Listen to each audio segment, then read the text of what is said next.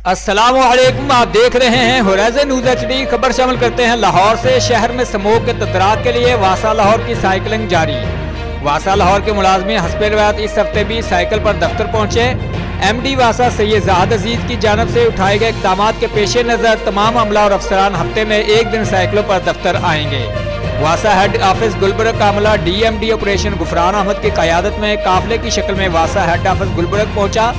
DMD engineering Rana Abdul Manan, director PR Imtiaz Gauri, director PND Zeeshan Bilal, director Ganjbakhsh town Suhail Sandhu, director finance Asif Fayyaz और दीगर अफसरान भी साइकिल पर दफ्तर पहुंचे।